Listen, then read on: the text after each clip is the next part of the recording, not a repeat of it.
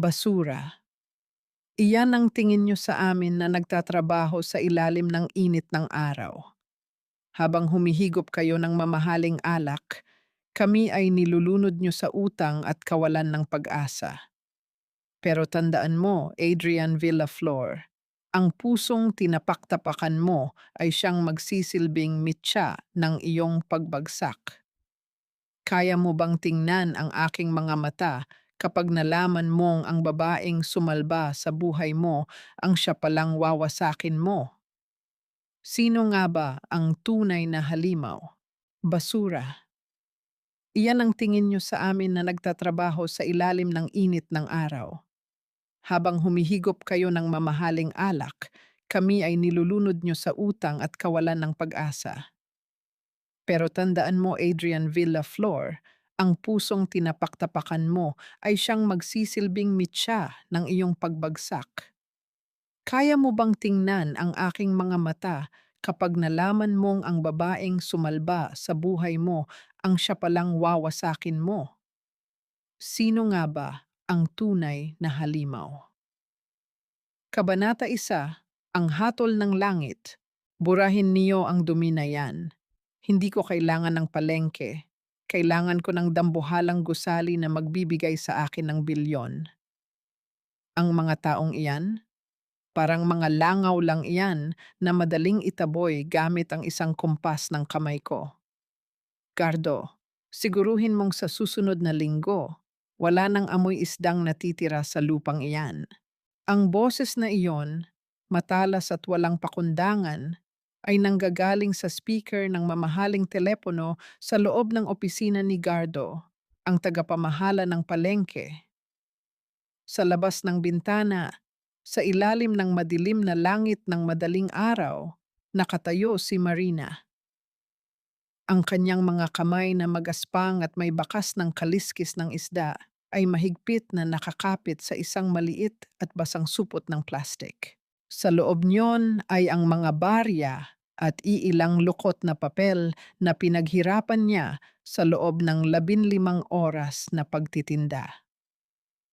Iyon ang pambili ng gamot para sa kanyang inang hirap ng huminga at ang pambayad sa upa ng maliit nilang pwesto sa palengke, ang tanging pamanang iniwan ng kanyang yumaong ama.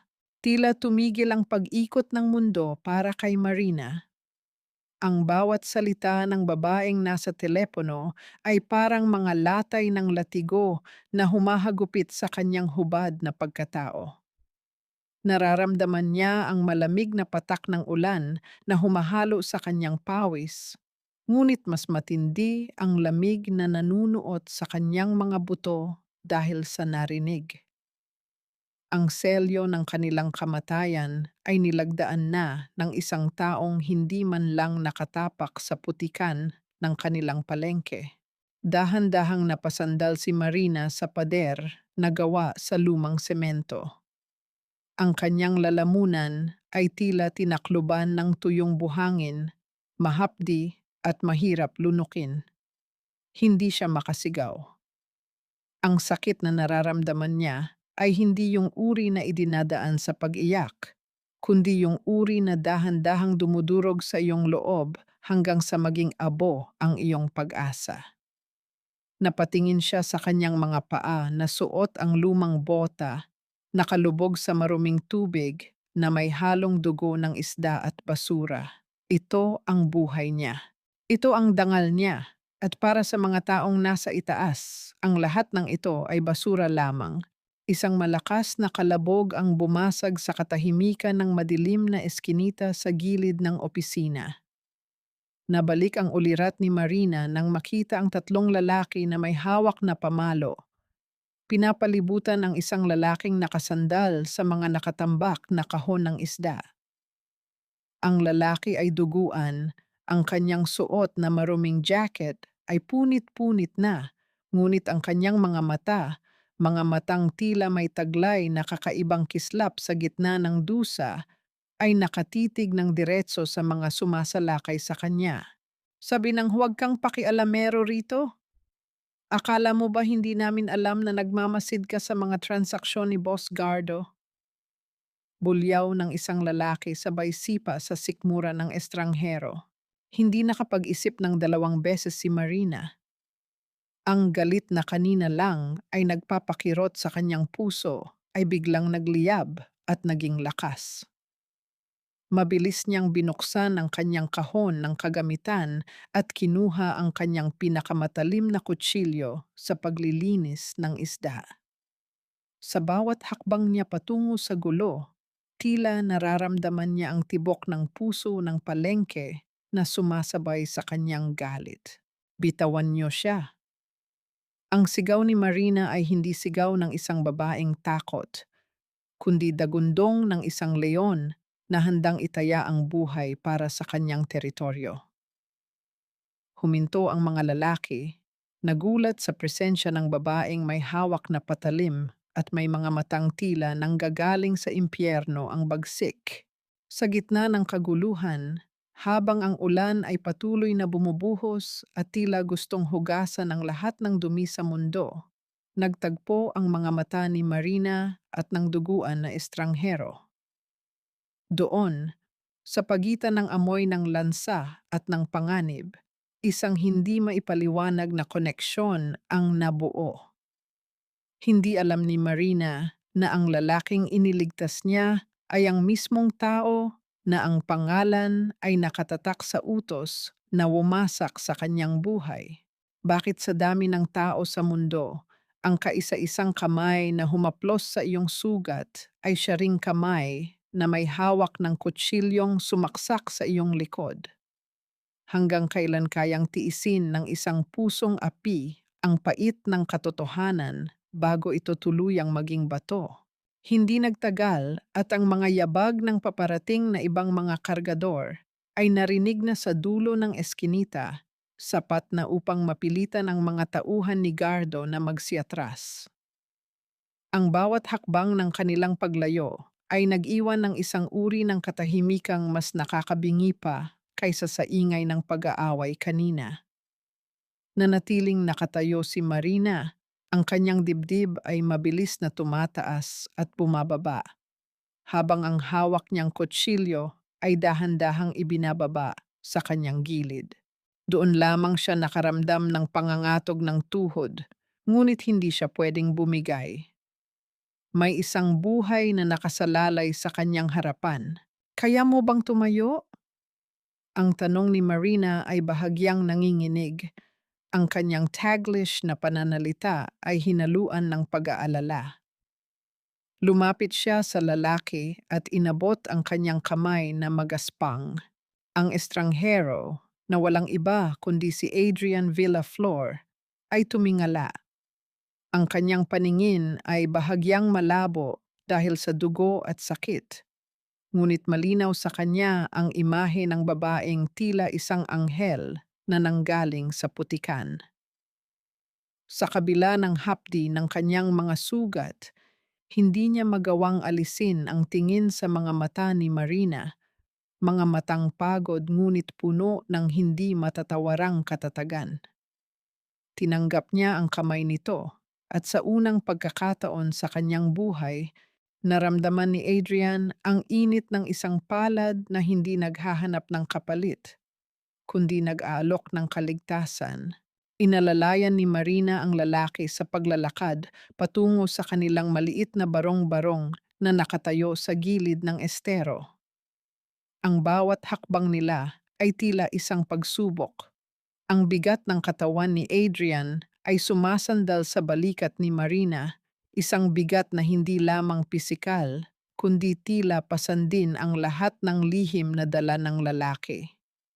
Ang amoy ng lansa ng isda sa damit ni Marina ay humahalo sa amoy ng bakal mula sa dugo ni Adrian, isang kakaibang samyo ng katotohanan sa gitna ng malupit na mundo. Nang makarating sila sa loob ng maliit na dampa, sinalubong sila ng mahinang ubo ni Aling Rosa, ang ina ni Marina. Ang liwanag mula sa isang gaserang malapit ng maubusan ng gaas ay nagbibigay ng madilaw at malungkot na anyo sa kabuuan ng bahay. Ang sahig na gawa sa pinagtagpi-tagping kahoy ay lumalangit-ngit sa bawat hakbang nila na tila nagrereklamo sa bigat ng bagong panauhin. Marina, anak, sino ang kasama mo? Ang boses ng matanda ay mahina, tila hanging dumaan sa tuyong dahon. Isang kaibigan lang po, Nay, na aksidente sa kalsada. Mabilis na sagot ni Marina habang dahan-dahang iniuupo si Adrian sa isang lumang papag na natatakpan ng banig. Kumuha si Marina ng isang palanggana ng malinis na tubig at isang pirasong malinis na puting tela, ang tanging telang itinatago niya para sa mga espesyal na pagkakataon.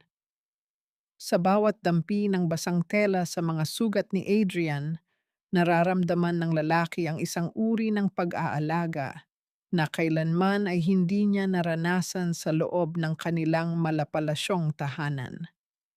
Doon, ang lahat ay binabayaran. Dito, ang bawat haplos ay may kasamang panalangin. Pasensya ka na, ito lang ang kaya naming ibigay, bulong ni Marina habang maingat na nililinis ang hiwa sa noo ni Adrian. You look like someone who doesn't belong here. Anong ginagawa ng isang katulad mo sa ganitong oras sa palengke? Napilitang ngumiti si Adrian, isang mapait na ngiti. Looking for something, or maybe looking for myself. Hindi kumibo si Marina. Ipinagpatuloy niya ang pag-aasikaso at nang matapos siya, kinuha niya ang isang makapal at lumang kumot na may borda ng mga bulaklak, ang paboritong kumot ng kanyang ama. Ipinatong niya ito sa mga balikat ni Adrian. Magpahinga ka muna rito. Safe ka rito sa amin. Habang nakasandal sa pader, pinagmasdan ni Adrian si Marina na lumapit sa kanyang ina. Nakita niya kung paano haplusin ni Marina ang buhok ng matanda, kung paano nito ibigay ang huling piraso ng pandesal na nakatabi sa mesa. Ang bawat kilos ng babae ay puno ng utang na loob sa buhay, isang pagpapasalamat sa kabila ng kakulangan. Doon lamang napagtanto ni Adrian ang bigat ng dokumentong nasa loob ng kanyang bulsa, ang utos na gigiba sa bawat poste ng bahay na ito, ang utos na magpapalayas sa babaeng kasalukuyang nagliligtas sa kanyang buhay. Biglang narinig ang tunog ng isang sasakyan sa di kalayuan, isang tunog ng makina na hindi pamilyar sa tahimik na eskinita. Ang bawat pag-ikot ng gulong sa putikan ay tila isang babala. Alam ni Adrian na hinahanap na siya ng mga tauhan ng kanyang ina at alam din niya na kapag nahanap nila siya rito, mawawala ang tanging kapayapaang naramdaman niya sa loob ng mahabang panahon. Nang tumahimik ang paligid, kinuha ni Adrian ang kanyang telepono na may basag na screen. Isang mensahe ang bumungad sa kanya mula sa kanyang ina, si Madame Victoria. Adrian, don't let your emotions cloud your judgment. The market must fall by Monday. No excuses. Napatingin si Adrian kay Marina na ngayon ay nakatulog na nang nakaupo sa tabi ng kanyang ina. Ang kanyang mga kamay ay nakayakap sa sarili dahil sa lamig. Ang liwanag ng gasera ay dahan-dahang namamatay at sa huling kislap nito, isang pangako ang nabuo sa isip ni Adrian, isang pangakong maaring maging mitya ng kanyang sariling kapahamakan. Paano mo kayang wasakin ang mundo ng taong naging tanging kanlungan mo sa gitna ng bagyo? Kaya mo bang panindigan ang tungkulin kung ang kapalit nito ay ang mga luhang ikaw mismo ang may gawa? Ang unang sinag ng araw ay dahan-dahang sumisilip sa mga siwang ng bubong na yari sa kinakalawang na yero, nagdadala ng liwanag na puno ng alikabok sa loob ng dampa. Nagising si Adrian sa amoy ng sinangag at tuyo, isang samyong simple ngunit tila mas masarap pa sa pinakamahal na almusal sa mga five-star hotel na madalas niyang puntahan. Masakit pa rin ang kanyang katawan, ngunit ang lamig ng simoy ng umaga ay nagbigay sa kanya ng kakaibang sigla. Nakita niya si Marina na abala sa pag-aayos ng kanyang mga gamit. Nakasuot na ito ng kanyang pangtrabahong apron at ang kanyang buhok ay maingat na nakatali. Walang bakas ng pagod sa kanyang mukha kahit alam ni Adrian na iilang oras lamang ang itinulog nito. Gising ka na pala, wika ni Marina nang mapansing nakatingin si Adrian. Kumain ka muna rito. Hindi man magarbo, pero sapat na para bigyan ka ng lakas. Kailangan ko nang umalis para sa pagbukas ng palengke.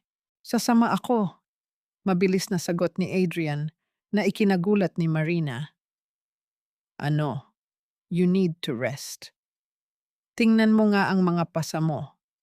Para kang dinaanan ng pison, biro ni Marina, ngunit may halong pag-aalala. I can't just stay here and watch you do everything. Utang ko sa iyo ang buhay ko. Let me at least help you with your work.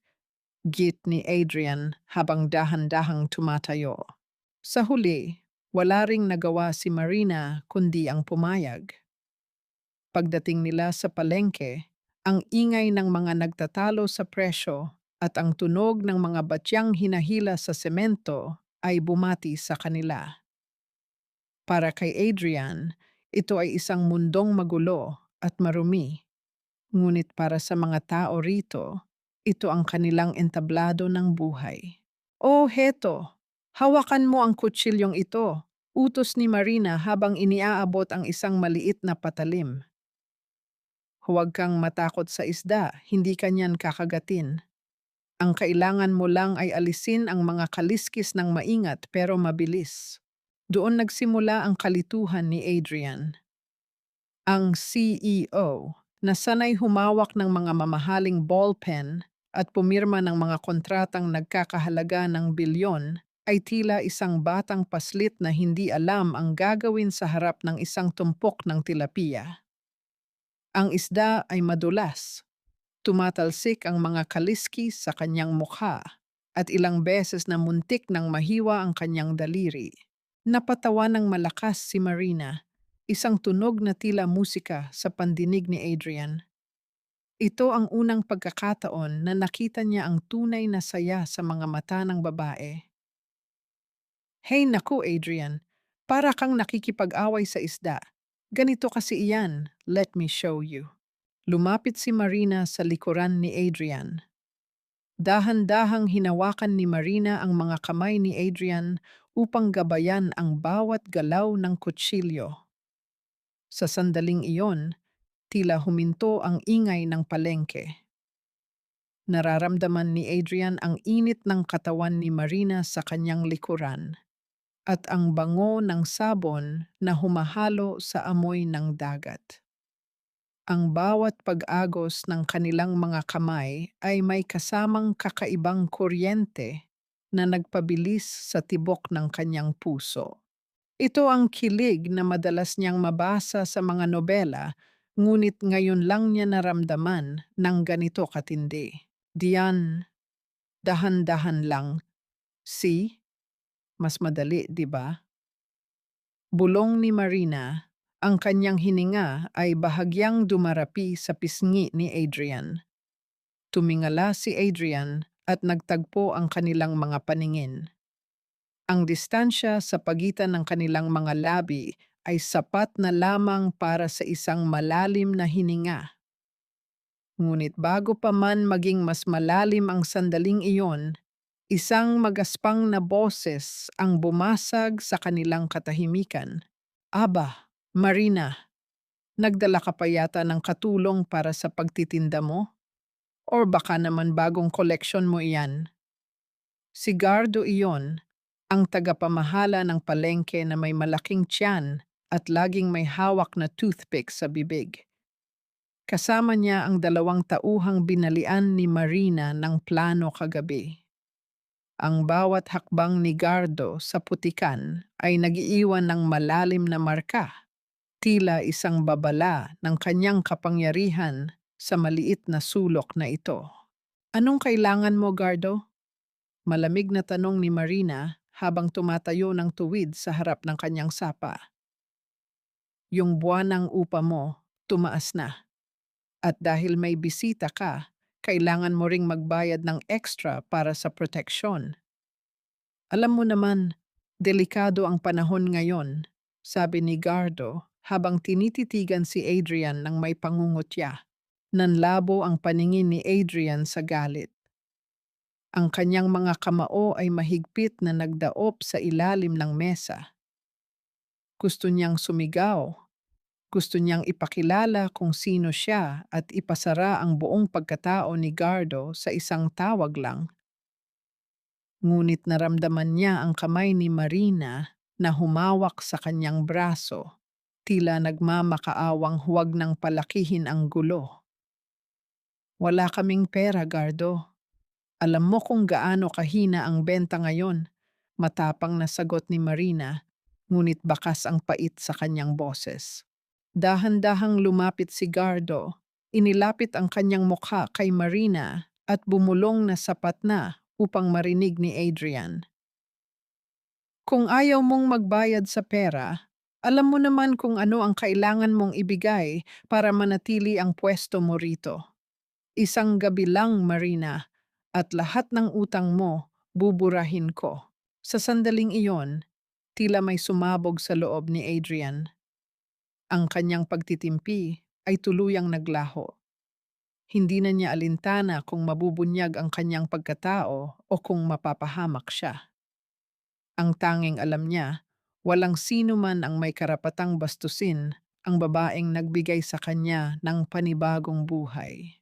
Haharapin na sana ni Adrian Sigardo nang biglang tumunog ang malakas na sirena ng mga sasakyan ng pulis na pumasok sa bungad ng palengke. Kasunod ang isang itim na SUV na pamilyar kay Adrian. Isang matangkad na lalaking nakasuit ang bumaba at diretso ang tingin sa kanilang kinaroroonan. Sino ang naghahanap kay Mr. Villaflor?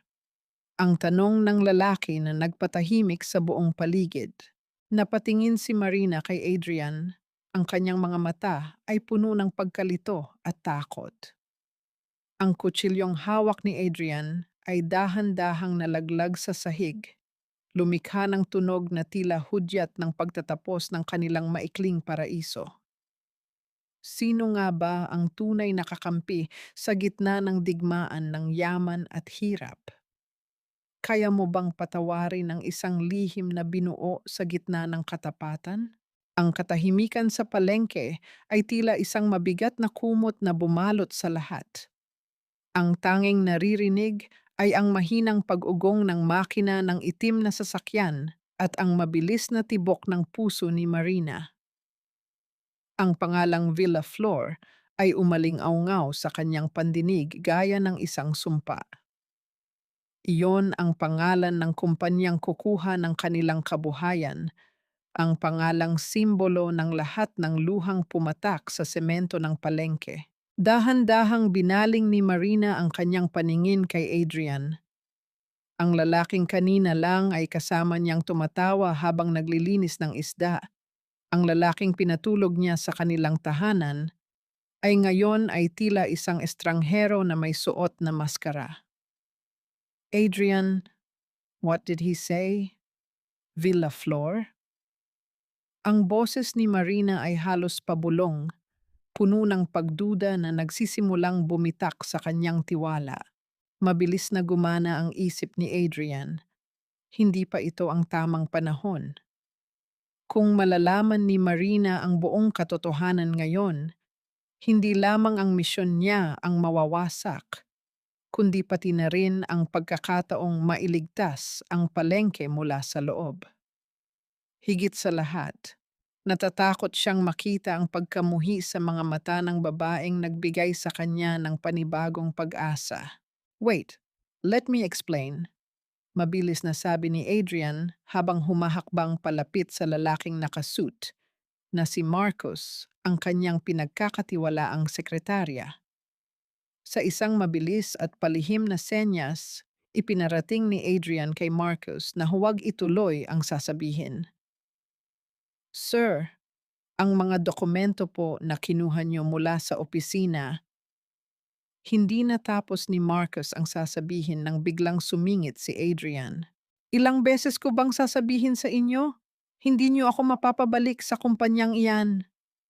Sigaw ni Adrian na sapat na upang marinig ng lahat, lalo na ni Gardo na nakikinig ng maigi.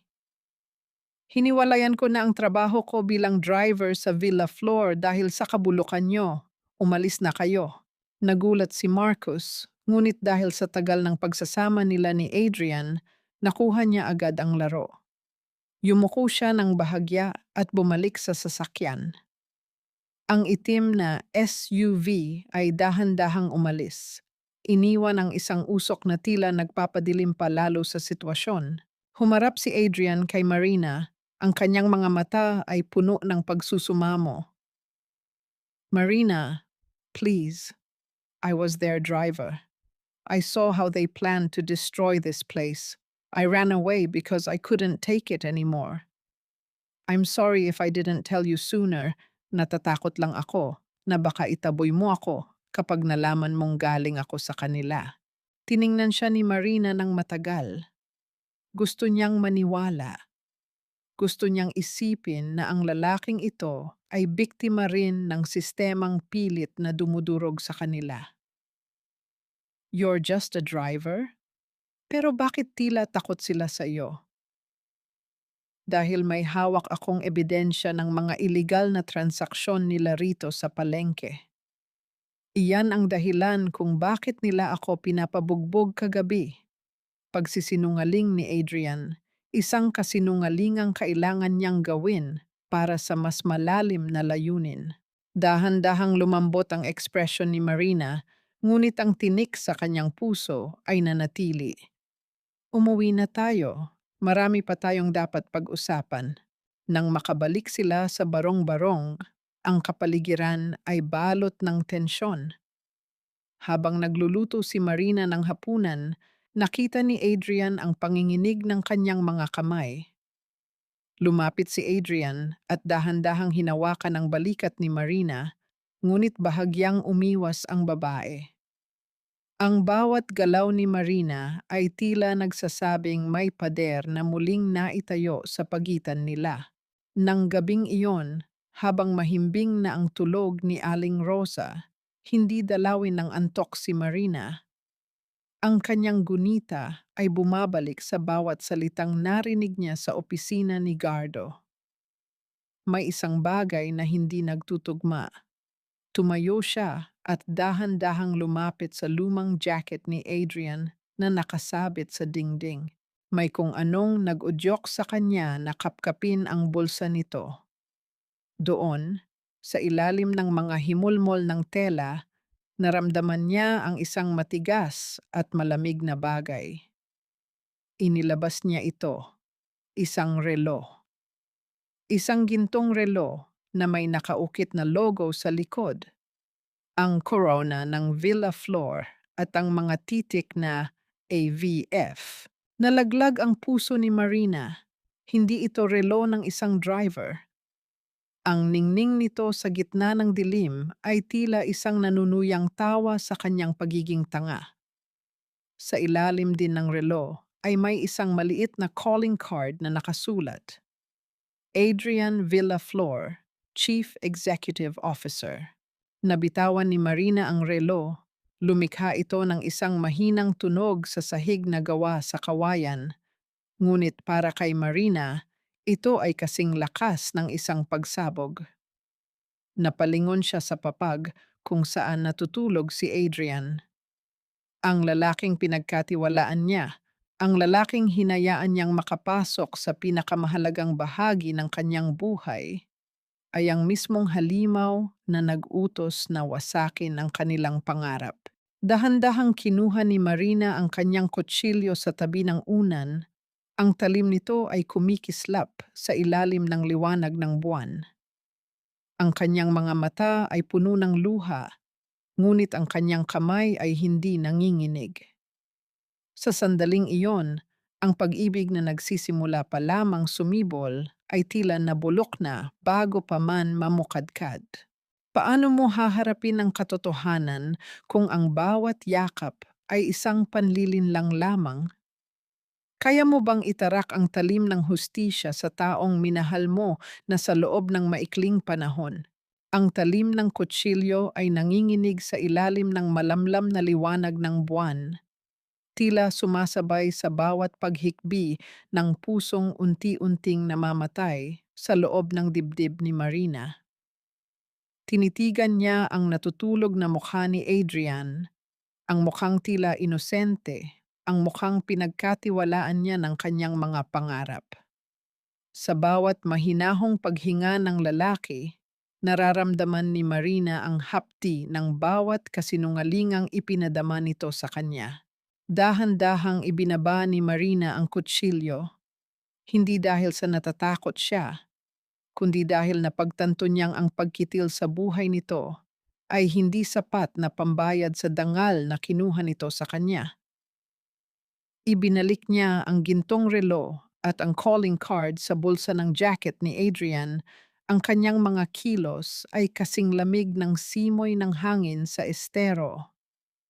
Mula sa sandaling iyon, ang marina na puno ng pag-asa ay tila naging isang estatwang bato, walang pakiramdam ngunit puno ng determinasyon. Kinaumagahan, nagising si Adrian na may ngiti sa kanyang mga labi, ngunit agad itong napawi nang mapansin ang kakaibang katahimikan ni Marina. Habang nag-aalmusal, hindi man lang siya tinitingnan ng babae. Ang bawat salitang lumalabas sa bibig ni Marina ay maikli, matigas, at tila may nakatagong patalim. Marina, may problema ba? Is it because of Marcus yesterday?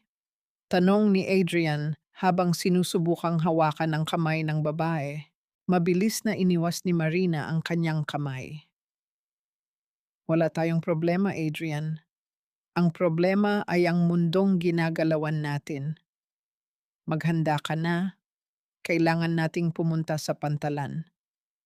Sabi mo gusto mong tumulong, di ba?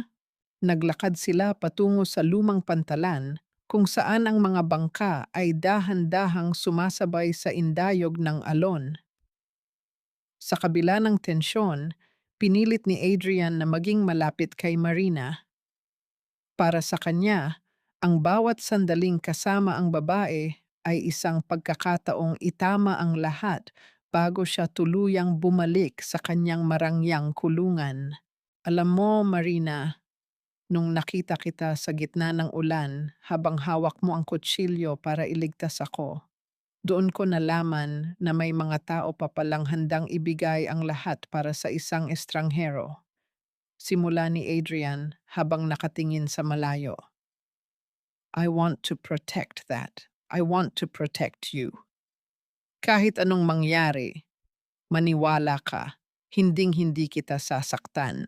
Tumigil si Marina sa paglalakad at humarap sa kanya. Isang mapait na ngiti ang gumuhit sa kanyang mga labi. You talk as if you have the power to change the world, Adrian. Pero sa huli, lahat tayo ay sunod-sunuran lang sa kung sino ang may pera at kapangyarihan. Bago pa man makasagot si Adrian, biglang bumuhos ang isang malakas na ulan na tila gustong lunurin ang lahat ng salitang hindi masabi. Tumakbo sila patungo sa silong ng isang lumang bodega. Sa gitna ng dilim at ng tunog ng ulan na humahampas sa bubong na yari sa yero, hinila ni Adrian si Marina pabalik sa kanya. Ang kanilang mga katawan ay magkalapit, damang-dama ang init sa gitna ng malamig na panahon. Marina, I'm falling for you. I know this is crazy, but please, trust me one more time. Bulong ni Adrian. Dahan-dahang inilapit ni Adrian ang kanyang mukha at idinampi ang kanyang mga labi sa mga labi ni Marina. Isang halik na puno ng pagnanais, puno ng pangako, ngunit para kay Marina, ito ay ang halik ng Judas. Nararamdaman niya ang alat ng kanyang sariling luha na humahalo sa kanilang halik. Tumugon siya, hindi dahil sa pag-ibig, kundi dahil sa sakit na nais niyang ibaon sa kanyang memorya. Isang halik na magsisilbing paalam sa lalaking minahal niya ngunit hindi kailanman naging kanya. Nang maghiwalay ang kanilang mga labi, isang malakas na tunog ng sirena ang narinig mula sa kalsada. Mula sa malayo, nakita nila ang mga bulldozer at mga truck ng sundalo na dahan-dahang pumapasok sa bungad ng palengke. Isang pamilyar na boses ang narinig nila mula sa isang megaphone. Lahat ng mga residente at tindero, mayroon na lamang kayong 24 na oras upang lisanin ang lugar na ito. Ang demolisyon ay gaganapin bukas ng madaling araw ayon sa utos ni CEO Adrian Villaflor. Nanigas si Adrian. Ang kanyang mukha ay nawalan ng kulay habang dahan-dahang tumingin sa kanya si Marina.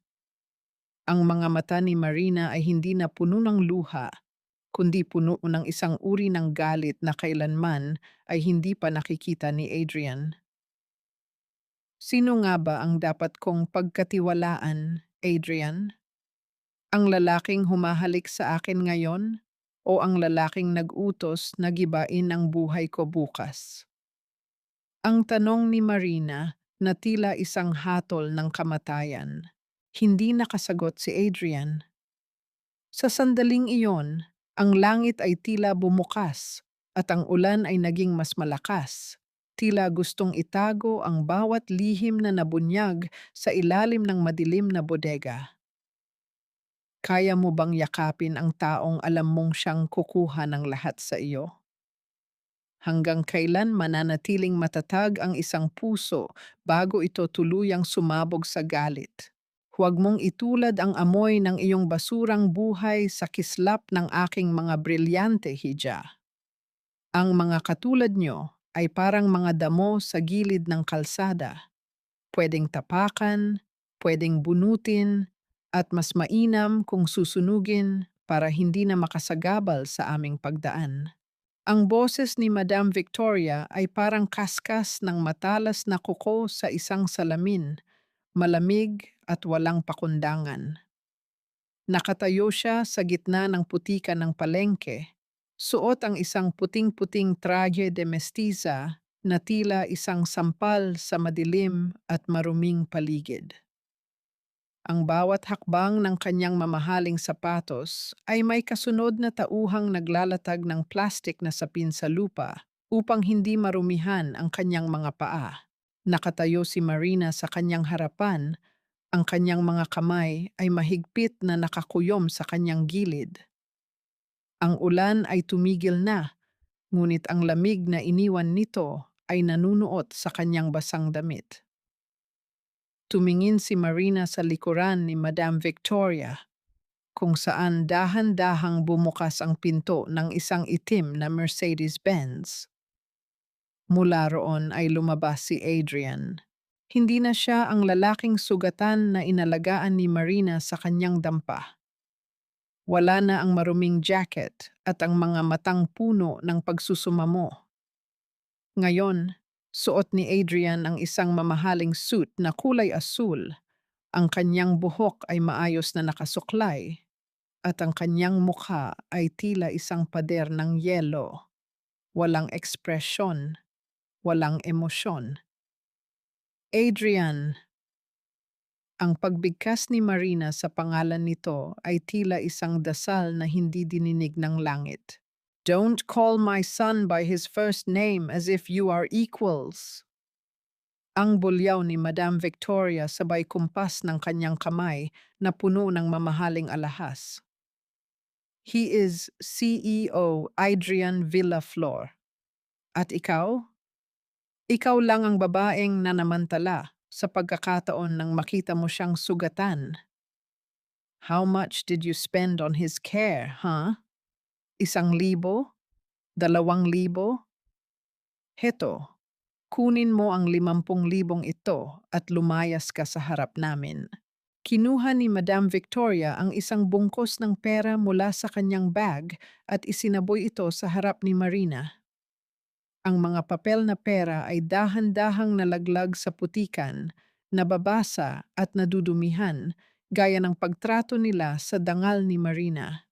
Hindi tinignan ni Marina ang pera. Ang kanyang mga mata ay nananatiling nakatitig kay Adrian, naghahanap ng kahit isang kislap ng pagkilala, kahit isang senyas na ang lahat ng nangyari sa pagitan nila ay totoo. Ngunit nanatiling nakatingin si Adrian sa malayo, ang kanyang panga ay mahigpit na nakadikit. Tila pinipigilan ang sarili na magsalita. Is it true, Adrian? Ang tanong ni Marina, ang kanyang boses ay nanginginig sa poot at sakit. Is it true that you signed the order to destroy this market? Na ang lahat ng narinig ko sa iyo, ang bawat halik mo, ay bahagi lang ng plano mo para masiguradong hindi kami lalaban? Dahan-dahang ibinaling ni Adrian ang kanyang paningin kay Marina. Sa isang saglit, nakita ni Marina ang isang malalim na lungkot sa mga mata nito, ngunit mabilis itong natabunan ng autoridad. This is business, Marina, ang malamig na sagot ni Adrian.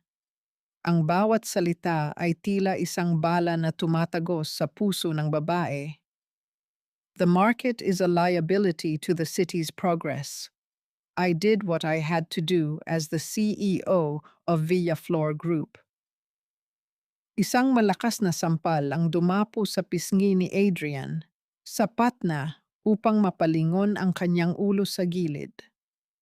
Ang lahat ay natahimik.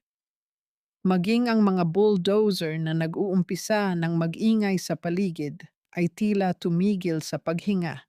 Ang progresong sinasabi mo ay progresong nakatayo sa mga bangkay ng aming pangarap.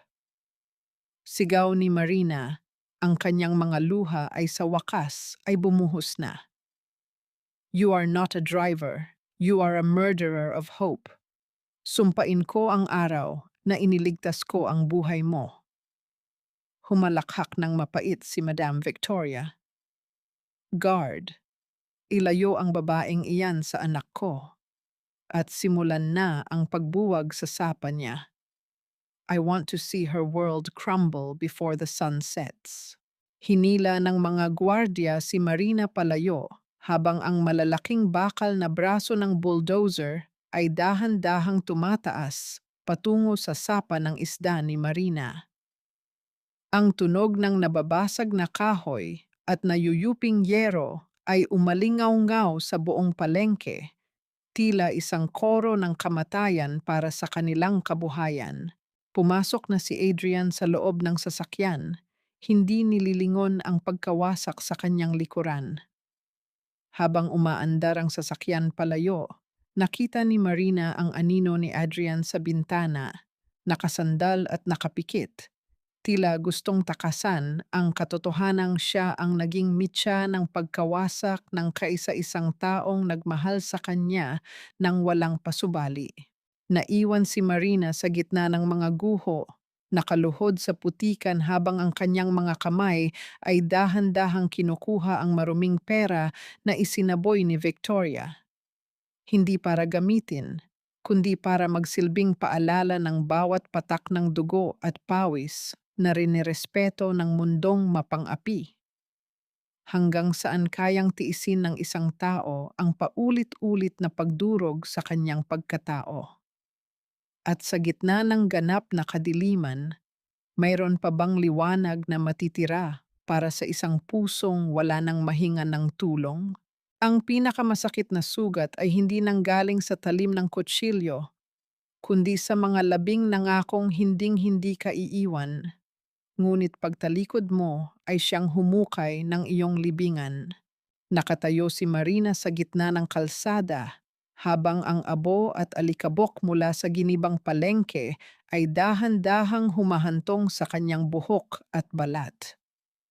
Ang amoy ng lansa ng isda na dati ay simbolo ng kanyang marangal na pagtatrabaho ay humalo na ngayon sa amoy ng usok at nabubulok na basura.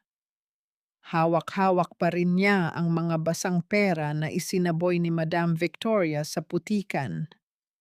Ang bawat papel ay tila may bigat ng 1 tonelada. Nanunuot ang dumi sa kanyang mga kuko. Ngunit wala siyang magawa, kundi ang higpitan ang kapit dito. Ito ang perang pambili ng hininga para sa kanyang ina. Ito ang halaga ng kanyang pagkatao sa mata ng mga Villa Flor. Bumalik si Marina sa kanilang barong-barong na ang mga hakbang ay tila isang anino na lamang. Pagpasok niya, ang mahinang ubo ni Aling Rosa ang bumati sa kanya. Ang gasera ay wala ng apoy, at ang dilim sa loob ng dampa ay tila sumasalamin sa dilim na namamayani sa kanyang puso. Marina, anak, kamusta ang palengke? Bakit tila amoy usok ka? Ang tanong ng matanda habang pilit na bumabangon mula sa papag. Lumapit si Marina at dahan-dahang nilaro ang buhok ng ina. Maayos po, Nay. Naglilinis lang po kami kaya maalikabok. Heto po, may pera na tayo para sa gamot nyo at para sa pagkain. Hindi masabi ni Marina ang katotohanan. Paano niya sasabihing ang tanging alaala ng kanyang ama ay naging tumpok na lamang ng kahoy at yero? Paano niya aaminin na ang lalaking pinakain at pinatulog nila ay ang mismong demonyong kumuha ng lahat sa kanila? Nang makatulog ang ina, lumabas si Marina at naupo sa tabi ng estero. Kinuha niya ang maliit na piraso ng tela na naiwan ni Adrian. Ang telang ginamit niya para bangbusan ang sugat nito noong unang gabi. Tinitigan niya ito ng matagal hanggang sa ang kanyang paningin ay lumabo dahil sa nagbabadyang mga luha. Ngunit sa halip na hayaang pumatak ang mga ito, mabilis niyang pinunasan ang kanyang mata. Ang lungkot ay dahan-dahang napalitan ng isang mainit at naglalagablab na galit. Sa kabilang dako ng lungsod, sa loob ng isang silid na gawa sa salamin at bakal, nakatayo si Adrian Villaflor. Nakatingin siya sa mga ilaw ng Maynila, ngunit ang tanging nakikita niya ay ang mukha ni Marina sa gitna ng ulan. Ang hapdi ng sampal nito ay nananatili pa rin sa kanyang pisngi, ngunit mas matindi ang hapdi ng bawat salitang binitiwan ng babae. Sir, narito po ang ulat sa demolisyon. Malinis na po ang area. Ang ulat ni Marcus mula sa pinto. Hindi lumingon si Adrian. Iwan mo na dyan. Kinuha ni Adrian ang isang lumang litrato mula sa kanyang drawer. Ito ang litrato ng kanyang ama noong bata pa ito, nakatayo sa harap ng parehong palengke na kanyang pinagiba. May lihim na hindi alam si Marina, isang lihim na pinilit itago ni Madam Victoria sa loob ng 3 dekada. Ang palengke ay hindi lamang isang lupain para kay Adrian. Ito ang kaisa-isang koneksyon niya sa kanyang tunay na nakaraan. Biglang bumukas ang pinto at pumasok si Madam Victoria, may dalang baso ng mamahaling wine. You did well today, Adrian. Ipinakita mo sa kanila kung sino ang tunay na hari. Huwag mong isipin ang babaeng iyon. She's just a footnote in your success. Tumingin si Adrian sa kanyang ina. Ang kanyang mga mata ay walang kislap. Is it really about success, Mom? O tungkol ito sa pagbura sa lahat ng bakas ni Papa? Natigilan si Victoria, ang kanyang ngiti ay dahan-dahang naglaho. Huwag mong banggitin ang taong iyan. Patay na siya, Adrian. At ang lahat ng alaala niya ay dapat nang ibaon kasama ng palengkeng iyon. Nang makaalis ang kanyang ina, kinuha ni Adrian ang kanyang telepono. May isang numero siyang tinawagan, isang numerong hindi dadaan sa opisyal na linya ng kumpanya. Gawin niyo na ang susunod na plano. Siguraduhin niyong walang makakaalam, lalo na si Madam Victoria. Kinabukasan, nagising ang buong komunidad ng palengke sa isang malaking balita. Isang sunog ang naganap sa pansamantalang tirahan ng mga tinderong pinalayas. Ang lahat ng kanilang natitirang gamit ay naging abo. At sa gitna ng kaguluhan, isang lalaki ang nakitang tumatakbo palayo. Suot ang isang uniforme na may tatak ng Villa Floor Group. Napatayo si Marina habang tinitingnan ang naglalagablab na apoy. Ang huling hibla ng kanyang pasensya ay tuluyan ng naputol. Ang tiis na itinuro sa kanya ng kanyang mga magulang ay pinalitan na ng alab. Hindi nyo lang kinuha ang pangarap ko. Gusto nyo rin kaming ubusin. Bulong ni Marina habang ang refleksyon ng apoy ay sumasayaw sa kanyang mga mata. Adrian, kung gusto mo ng digmaan, ibibigay ko sa iyo. Kinuha ni Marina ang kanyang kutsilyo at ang muddy money na ibinigay ni Victoria. Isang plano ang nabuo sa kanyang isip, isang planong hindi lamang para sa kanyang sarili, kundi para sa lahat ng taong tinapakan ng mga villa floor. Sapat na ba ang galit para talunin ang kapangyarihan ng salapi? At sino ang unang masusunog sa apoy na sinimulan ng isang pusong wala nang natitira kundi ang kanyang poot? May mga sugat na hindi kayang hilumin ng pera dahil ang dangal na dinuraan ay hindi nabibili ng ginto. Ang bawat sentimong ibinibigay mo ay tila kumukulong mantika na lalong nagpapahapdi sa aking pagkatao. Nakatayo si Marina sa pasilyo ng pampublikong ospital, kung saan ang amoy ng alkohol at gamot ay humahalo sa amoy ng usok na kumapit na sa kanyang balat. Ang kanyang ina, si Aling Rosa, ay kasalukuyang nakahiga sa isang lumang stretcher. Hirap huminga dahil sa hanging na langhap mula sa sunog sa kanilang pansamantalang tirahan. Ang bawat tunog ng makinang tumutulong sa paghinga ng kanyang ina ay tila isang orasan na nagbibilang ng nalalabing oras ng kanilang buhay. Nang lumapit ang nurse para ibigay ang listahan ng mga gamot na kailangang bilhin, nanghina ang mga tuhod ni Marina. Ngunit bago pa man siya makapagsalita, sinabi ng nurse na ang lahat ng gastusin ay bayad na, mula sa pinakamahal na gamot hanggang sa pribadong silid na paglilipatan sa kanyang ina. Sino ang nagbayad? Ang tanong ni Marina, ang kanyang boses ay puno ng hinala. Isang lalaki po, ma'am.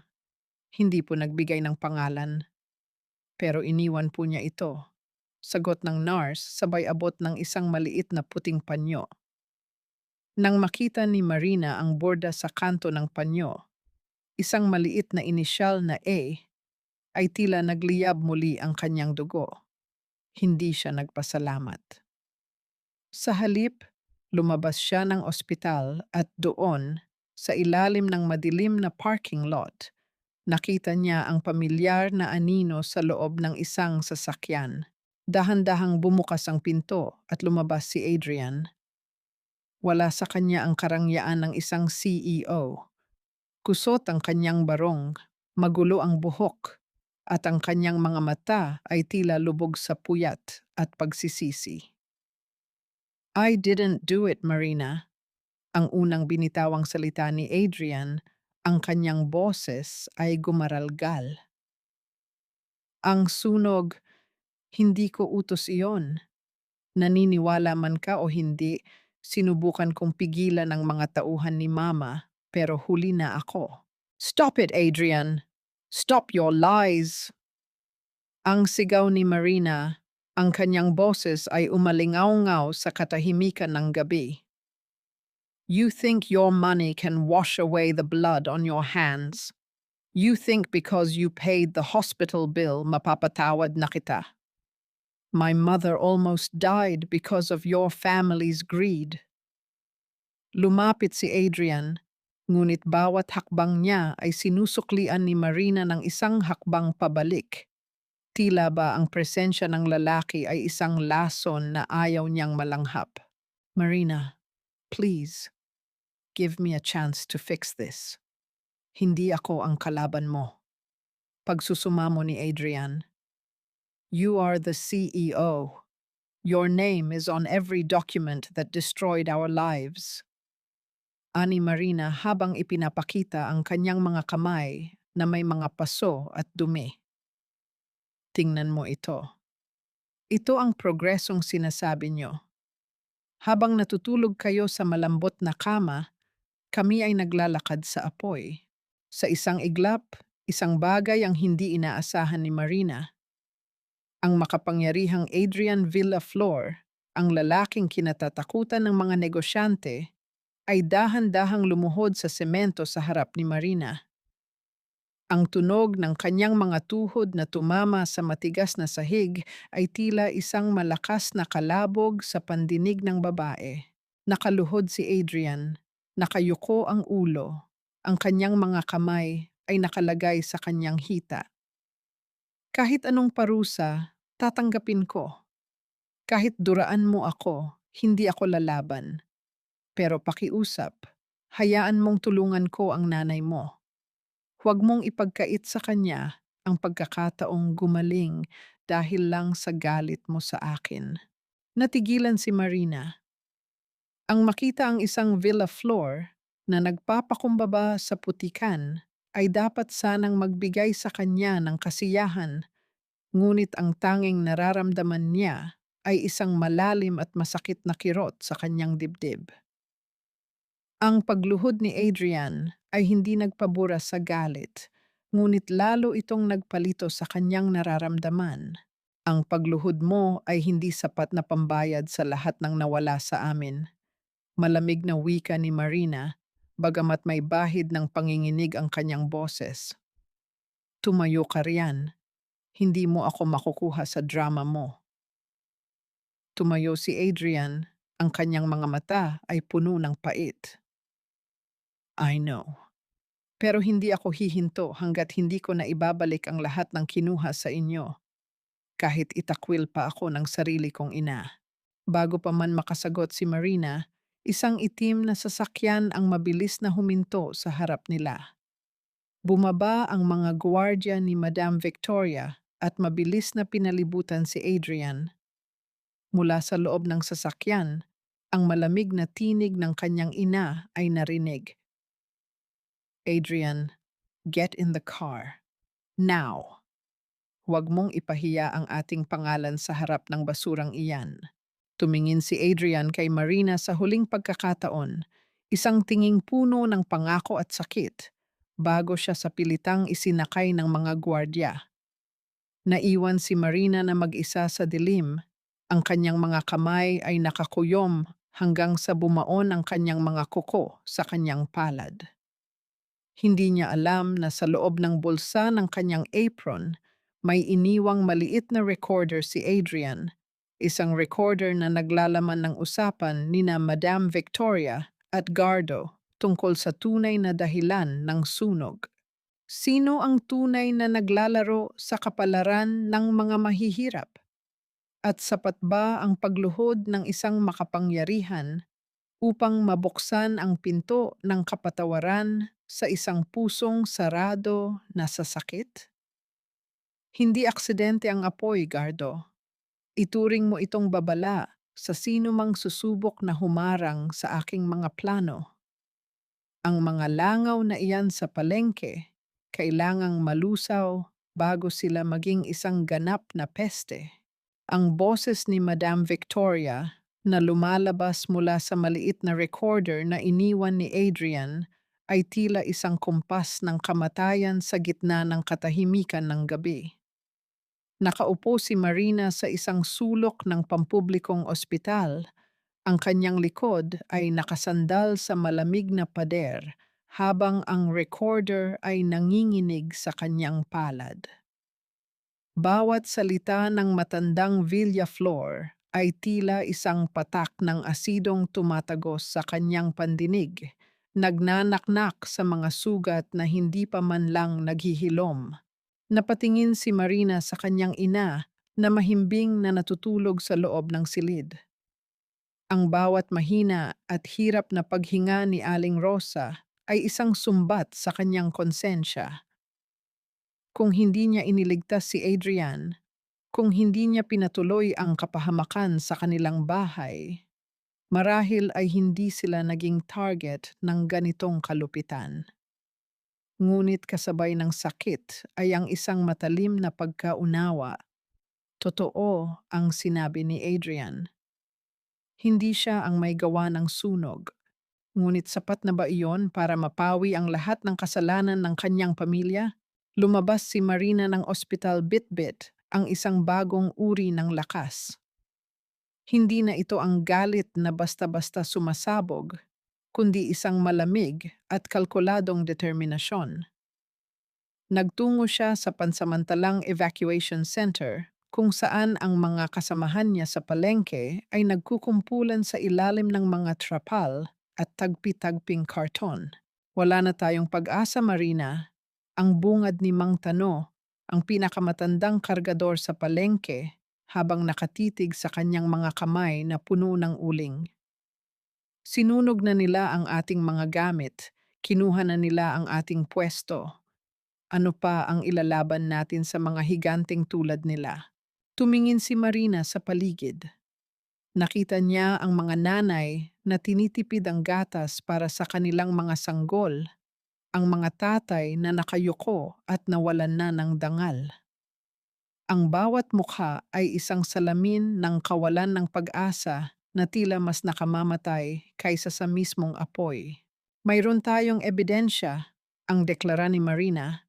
Ang kanyang boses ay hindi malakas, ngunit may taglay na awtoridad na nagpalingon sa lahat. Hawak ko ang boses ni Victoria Villaflor na nag-uutos na sunugin ang ating mga buhay. Akala nila ay langaw lang tayo na madaling itaboy, pero hindi nila alam na ang mga langaw, kapag nagsama-sama, ay kayang magdala ng peste sa kanilang palasyo. Isang bulong ng pag-asa ang dahan-dahang gumapang sa gitna ng karamihan. Ang bayanihan na dati ay para lamang sa pagbubuhat ng sapa ay naging isang alyansa ng mga pusong api.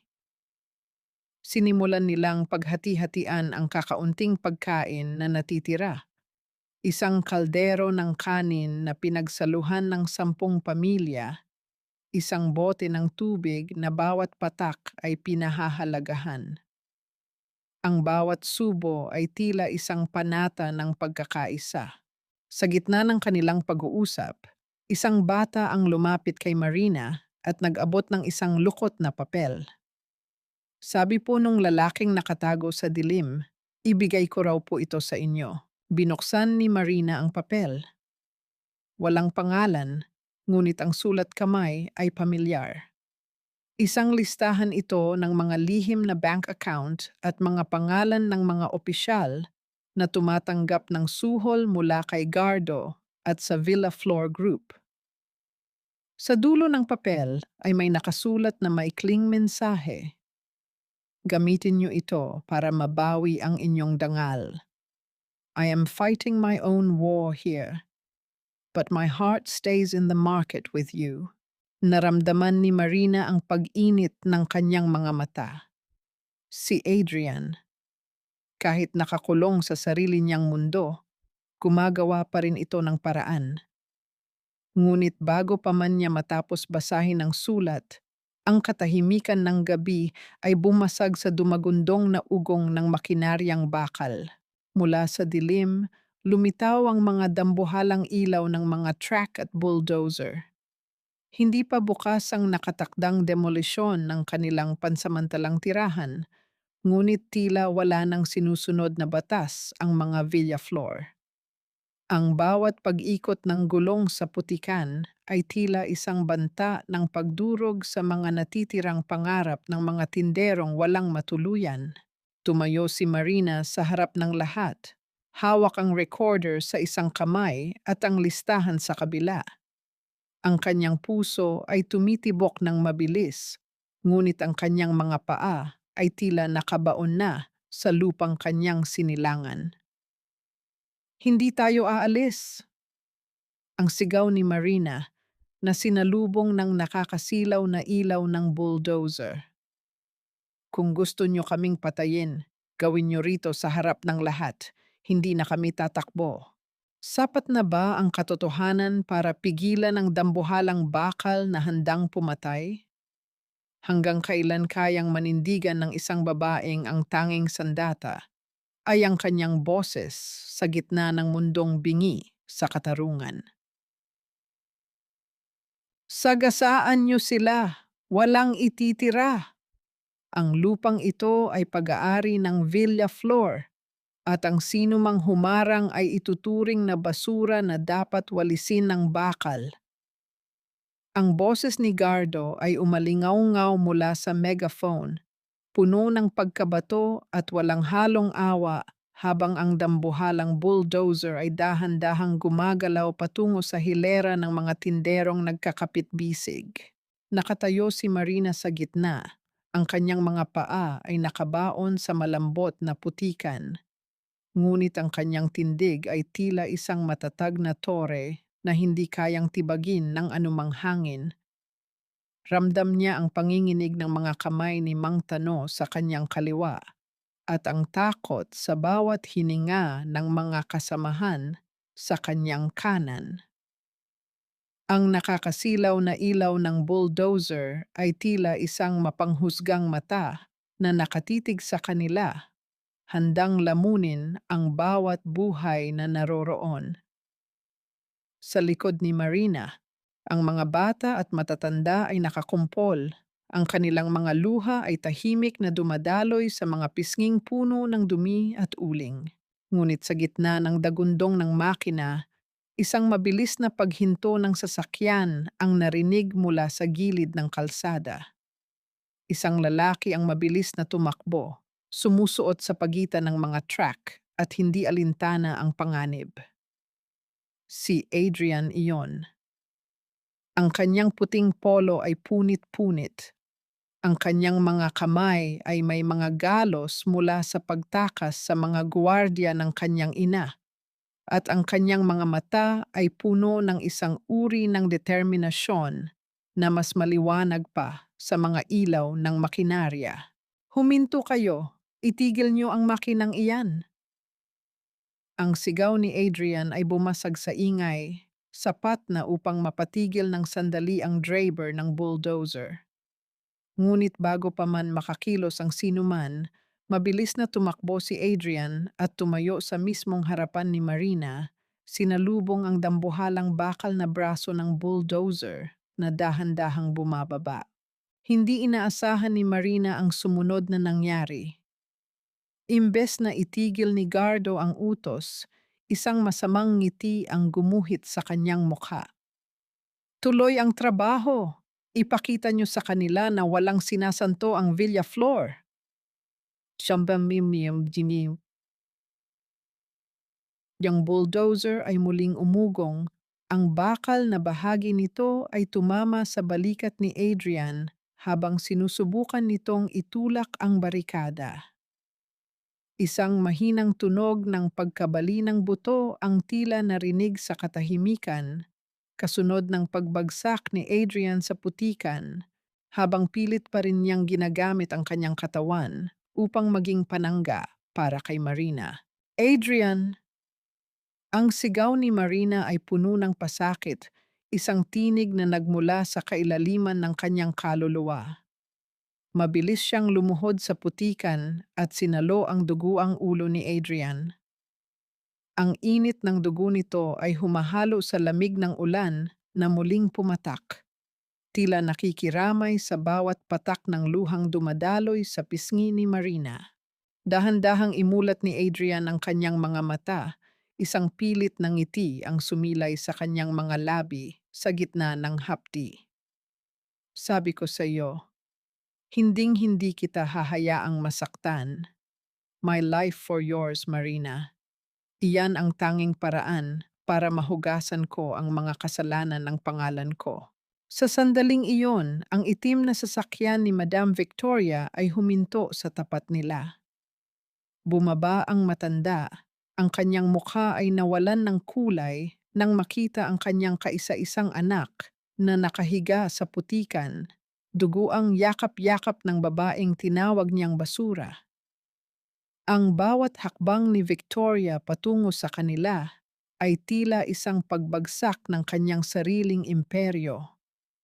Ang lahat ng ginto at brilyante sa kanyang katawan ay tila nawalan ng ningning sa harap ng tunay na sakripisyong nakikita niya. Adrian, anong ginawa mo? Ang boses ni Victoria ay nanginginig, hindi na sa galit kundi sa takot na baka mawala ang kaisa-isang bagay na mahalaga sa kanya. Tumingin si Adrian sa kanyang ina. Ang kanyang paningin ay nagsisimula ng lumabo. Ito ba ang progresong gusto mo, ma? Ang makita ang sarili mong anak na durog sa ilalim ng sarili nating mga makina? Kung gusto mong gibain ang lugar na ito, kailangan mong dumaan sa ibabaw ng bangkay ko. Napatulala si Marina sa lalaking nasa kanyang mga bisig. Ang galit na kanina lang ay nagliliyab sa kanyang puso ay dahan-dahang napalitan ng isang malalim na pangunawa. Ang pag-ibig ni Adrian ay hindi lang salita. Ito ay isang altar kung saan handa itong ialay ang sariling buhay para sa katarungan.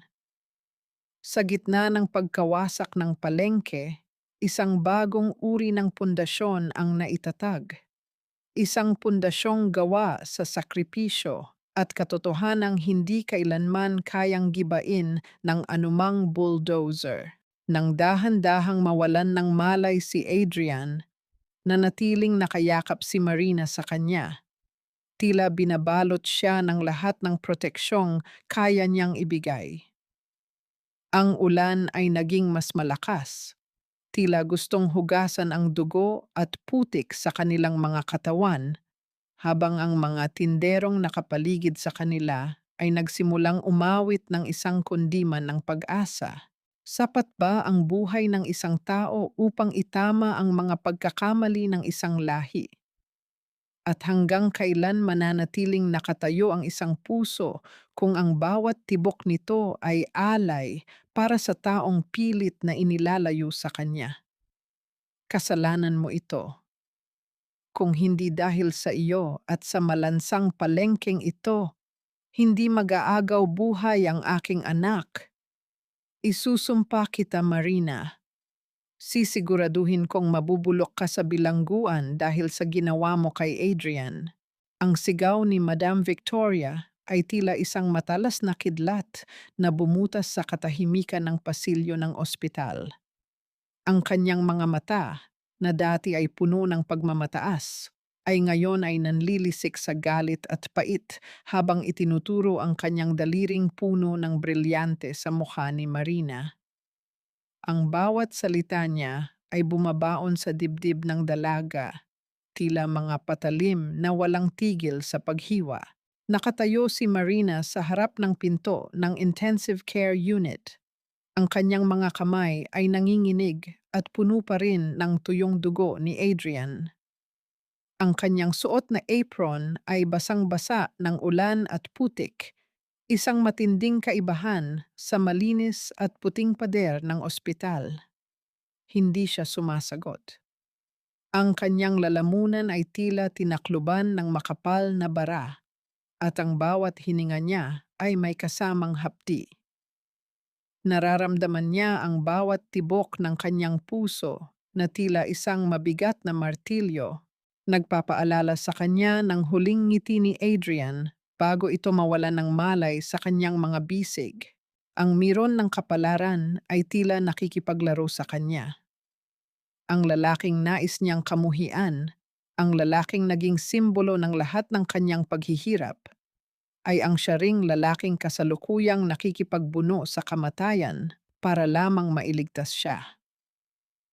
Ang irony ng sitwasyon ay tila isang lason na dahan-dahang kumakalat sa kanyang sistema. Paano mo kayang itaboy ang taong ibinigay ang kanyang huling hininga para sa iyo?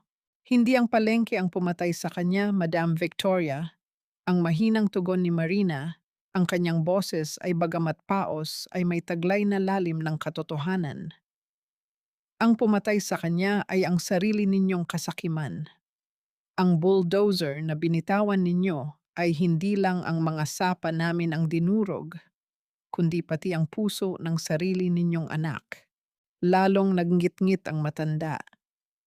Susugurin sana niya si Marina upang saktan ito, ngunit mabilis na humarang ang mga gwardiya ng ospital. Ang tunog ng mga sapatos na naglalakad sa makintab na sahig at ang mahinang pag-ugong ng mga aircon ay tila nagbibigay ng isang nakakabinging ingay sa pandinig ni Marina. Sa loob ng ICU, nakita ni Marina sa pamamagitan ng maliit na bintanang salamin ang katawan ni Adrian na nakakabit sa napakaraming tubo at makina. Ang bawat guhit sa monitor ay tila isang manipis na sinulid na nag-uugnay kay Adrian sa mundong ito. Sa sandaling iyon, dahan-dahang kinuha ni Marina mula sa kanyang bulsa ang isang maliit na bagay na nahulog mula sa kamay ni Adrian kanina.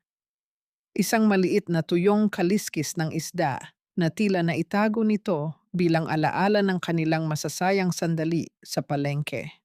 Isang golden moment ang namayani ng lapitan ni Marina ang bintana at dahan-dahang idinikit ang kanyang palad sa salamin, tila sinusubukang iparating ang kanyang sariling lakas kay Adrian.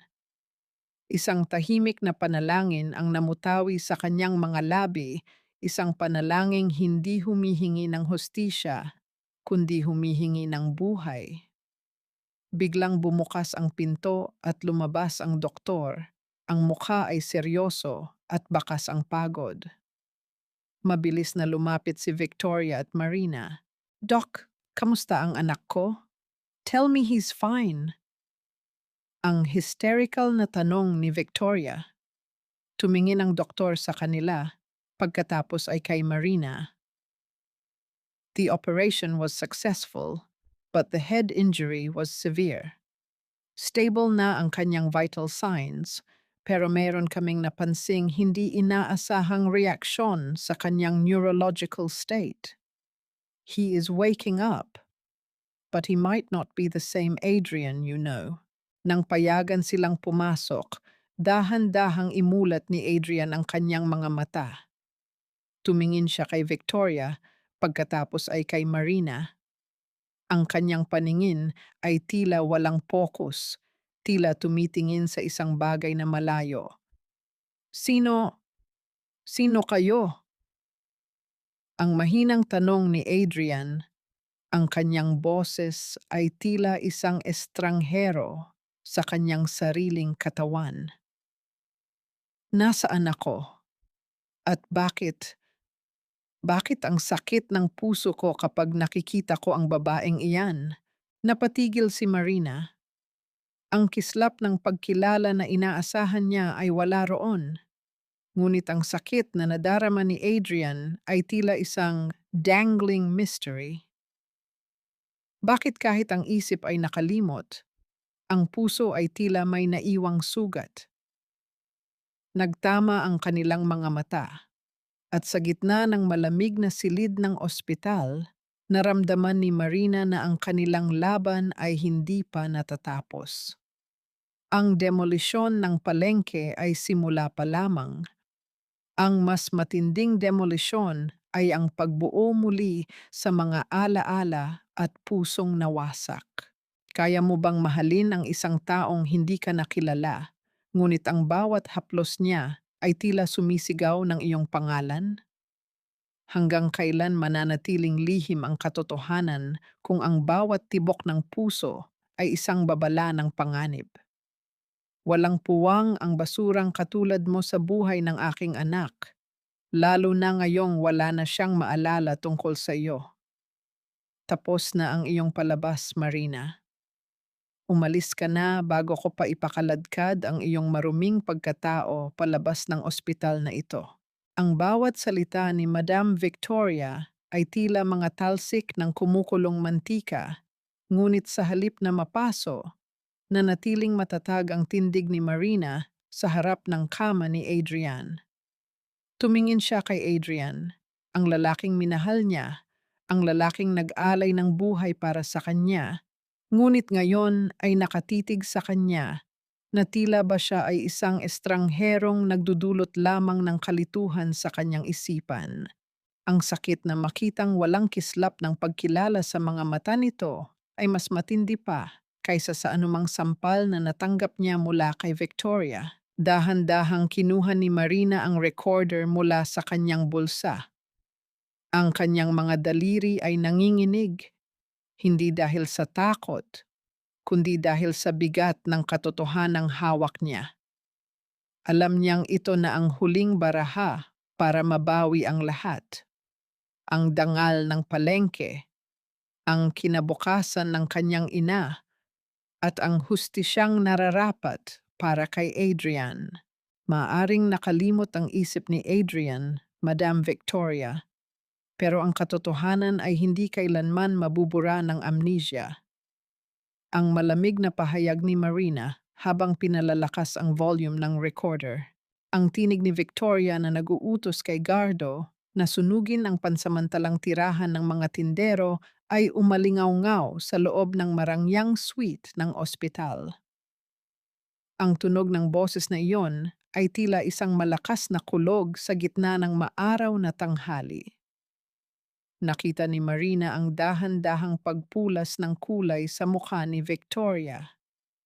Ang matapang nitong anyo ay unti-unting gumuho, pinalitan ng isang uri ng takot na tila ngayon lamang nito naramdaman.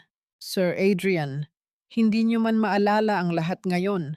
Pakinggan niyo ang boses ng inyong ina, wika ni Marina habang nakatingin ng diretso sa naguguluhang mga mata ni Adrian. Ito ang dahilan kung bakit kayo naririto. Ito ang dahilan kung bakit halos mamatay kayo sa ilalim ng sarili ninyong bulldozer. Sa sandaling iyon, ang pinto ng silid ay marahas na bumukas. Hindi mga gwardya ang pumasok, kundi si Marcos kasama ang ilang mga opisyal mula sa National Bureau of Investigation. Ang tunog ng kanilang mga sapatos sa makintab na sahig ay tila mga martilyong tumatama sa pako ng katarungan. Sa labas ng bintana, maririnig ang ingay ng mga reporter na nagsisimula ng magkumpulan sa gate ng ospital. Ang kislap ng kanilang mga camera ay tila mga kidlat na nagbabadya ng malakas na bagyo para sa pamilya Villaflor. Madam Victoria Villaflor, you are under investigation for arson, attempted murder, and systemic corruption. Ang deklarasyon ng opisyal, naniga si Victoria. Ang baso ng mamahaling wine na hawak niya ay dahan-dahang nadulas sa kanyang kamay at bumagsak sa sahig. Ang pagkababasag ng kristal ay tila ang tunog ng pagguho ng buong imperyong itinayo niya sa kasinungalingan. Wala siyang nagawa kundi ang mapaupo sa sofa habang ang mga posas ay dahan-dahang inilalabas. Kasabay nito, lumabas sa mga telebisyon sa loob ng ospital ang balita tungkol sa pagbagsak ng stocks ng Villaflor Group. Ang balita tungkol sa korupsyon at ang sakripisyo ng sarili nilang CEO para iligtas ang mga mahihirap ay kumalat na parang apoy sa buong bansa. Ang mundo ay tuluyan ng bumaligtad. Ang dating makapangyarihan ay naging kriminal at ang dating tinatawag na basura ay naging simbolo ng katotohanan. Sa gitna ng kaguluhan, lumapit si Marina kay Adrian. Dahan-dahang hinawakan ni Marina ang kamay ng lalaki. Sa pagkakataong ito, hindi umiwas si Adrian. Bagamat may takot pa rin sa kanyang mga mata, may isang uri ng pamilyar na init na dahan-dahang dumadaloy sa kanilang mga palad. Isang golden moment ang namayani nang tumingin si Adrian sa recorder, pagkatapos ay kay Marina, at isang butil ng luha ang dahan-dahang pumatak mula sa kanyang mga mata. I don't remember, but my heart aches. Bakit pakiramdam ko ay ikaw ang tanging katotohanan sa mundong ito na puno ng dilim? Naiwan si Victoria na humihikbi habang kinakaladkad palabas ng mga awtoridad. Isinisigaw ang pangalan ni Adrian na tila ba ito ay makakapagligtas pa sa kanya. Ngunit hindi lumingon si Adrian. Ang kanyang pansin ay nakatuon lamang sa babaeng naging mitya ng kanyang pagkawasak at siya ring naging daan para sa kanyang muling pagsilang. Gayunpaman, habang papalabas ang mga pulis, isang huling babala ang binitawan ni Victoria kay Marina. Huwag kang magdiwang, Marina. Ang katotohanang ibinunyag mo ay ang siya ring magiging hadlang para magkasama kayo ni Adrian. Hindi mo mapapatawad ang dugo ko at hindi niya mapapatawad ang pagpapakulong mo sa kanyang ina. Napatigil si Marina. Ang tagumpay na inaasam niya ay tila may kasamang pait na hindi niya inaasahan. Kaya mo bang piliin ang katarungan kung ang kapalit nito ay ang tuluyang pagkawala ng taong mahal mo? Paano mo bubuuin ang isang bukas kung ang pundasyon nito ay ang pagwasak sa pamilya ng lalaking tanging nais mo lamang protektahan? Ang katarungan ay madalas na may kasamang pait dahil sa bawat pagkapanalo ng katotohanan, may isang piraso ng iyong puso ang kailangang iwanan sa nakaraan. Maaari mo ngang maipanalo ang laban, ngunit kaya mo bang mabuhay sa gitna ng mga guho ng iyong tagumpay? Nakatayo si Marina sa gitna ng dating kinatatayuan ng kanyang sapa. Ang paligid ay wala ng ingay ng mga mamimili o ang amoy ng sariwang isda. Tanging ang malungkot na ihip ng hangin na may dalang alikabok at amoy ng sunog na kahoy ang namamayani. Ang lupa ay bitak-bitak, tila mga sugat sa balat na ayaw maghilom. Hawak niya ang isang maliit na piraso ng uling ang natitirang bahagi ng haligi na itinayo ng kanyang ama. Sa bawat dumi na kumakapit sa kanyang palad, naaalala niya ang mukha ni Madame Victoria sa likod ng rehas at ang malamig na titig ni Adrian sa loob ng ospital. Nakuha na niya ang hustisya. Ang balita tungkol sa pagkakaaresto kay Victoria Villaflor ay naging usap-usapan sa buong bansa. Ngunit bakit sa halip na gumaan ang kanyang pakiramdam, tila mas bumigat ang bawat hakbang niya? Ang tagumpay ay tila isang tuyong tinik ng isda na nakabara sa kanyang lalamunan, masakit lunukin, mahirap ilabas. Isang dahan-dahang tunog ng mga yabag sa ibabaw ng mga durog na semento ang bumasag sa katahimikan. Hindi kailangang lumingon ni Marina para malaman kung sino ito.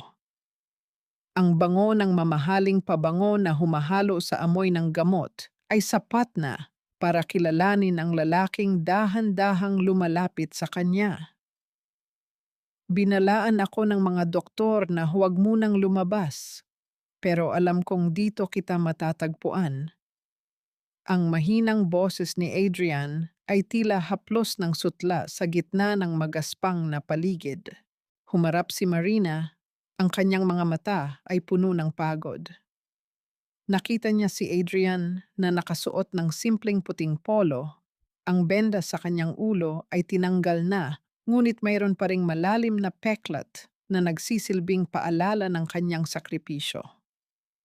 Bakit ka naririto, Adrian? Dapat ay nagpapahinga ka. O baka naman narito ka para sumbatan ako dahil sa ginawa ko sa ina mo. Umiling si Adrian.